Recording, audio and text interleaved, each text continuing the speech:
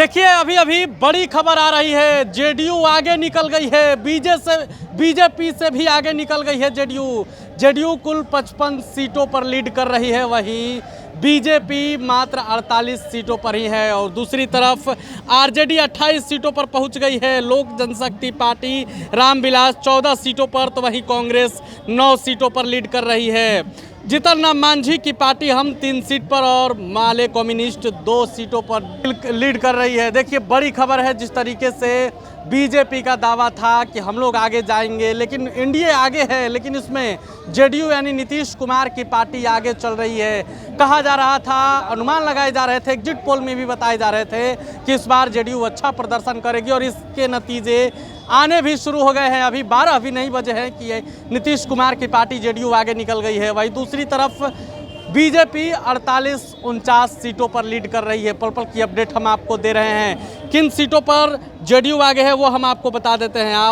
आप ये पूरा आंकड़ा देखिए। वाल्मीकि नगर से जेडीयू आगे चल रही है, सिकटा से आगे चल रही है, नरकटियागंज, केसरिया, शिवहर, हरलाखी, निर्माली, पिपरा, सुपौल, त्रिवेणीगंज, अररिया, जोकीहाट, ठाकुरगंज, अमौर, धमदाहा, कदवा, बिहारीगंज, मधेपुरा, महिषी, बेनीपुर, गायघाट, मीनापुर, सकरा, कांटी, कुचायकोट, भोरे, हथुआ, जीरादेई, महाराजगंज, राजापाकड़, महनार, कल्याणपुर, समस्तीपुर, सरायगंज, विभूतिपुर, चेरिया, बरियारपुर, अलौली, गोपालपुर, सुल्तानगंज, बेलहर, सूर्यगढ़ा, शेखपुरा, बरबीघा, अस्थवा, राजगीर, नालंदा, हथुआ, हरनौत, मोकामा, फुलवारी, मसौढ़ी, डुमरांव, राजपुर, नोखा, काराकाट, नबीनगर, बेलागंज, नवादा, झाझा तक ये जेडीयू इन सीटों पर बढ़त बनाई हुई है। जब तक हम खबर आपको बता रहे हैं तब तक 58 सीटों पर,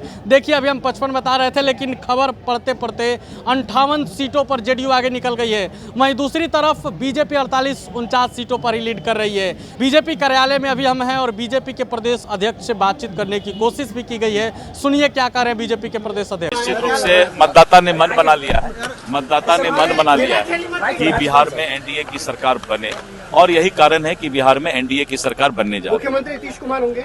ये काम हमारा है, ये काम प्रदेश अध्यक्ष कर सकते हैं। संवैधानिक प्रक्रिया है। नीतीश कुमार जी के नेतृत्व में हमने चुनाव लड़ा है, मोदी जी के नेतृत्व में चुनाव लड़ा है, और हमारे जो है ये संवैधानिक प्रक्रिया के तहत ये चयन होता है।